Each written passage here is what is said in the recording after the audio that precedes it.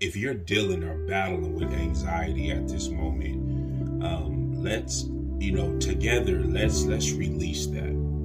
Let's release, the anxiety that the enemy tries to place on our heart, and the anxiety that the enemy tries to place in our mind and in our life.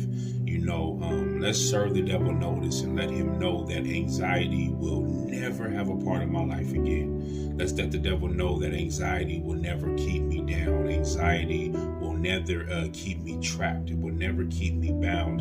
Anxiety will never cause me to be outside of myself ever again.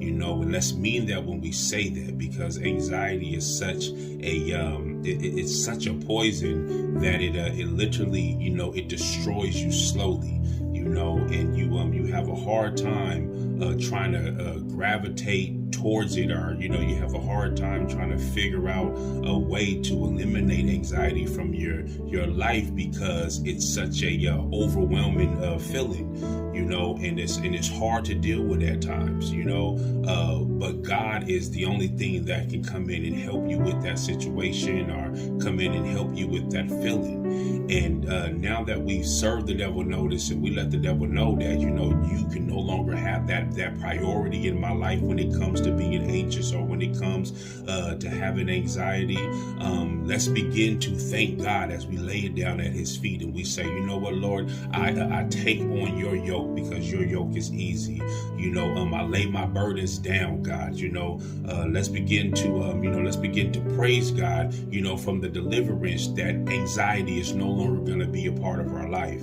Anxiety is no longer going to have its hand on us. Anxiety is no longer going to be something that we keep in our pocket, or something that we carry on our back. Anxiety is not going to be anything that we allow to be a part of our mind, because anxiety, it brings overthinking. Anxiety, it brings fear. Anxiety, it brings discouragement. Anxiety, it brings worry. And when you allow those anxious thoughts to come into your head, you don't share those things with anybody, and the reason why it's so thick in your head is because you allow all of those overthinking and all of those anxious thoughts to just become crowded. And it's so much that's going on in your mind, and you're making up stories in your head that aren't even true.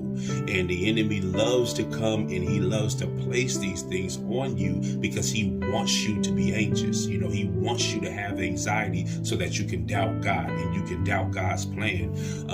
He wants you to be in bondage, and he wants you to be in a situation to where, you drive yourself crazy. But I'm here to let you know that God is not going to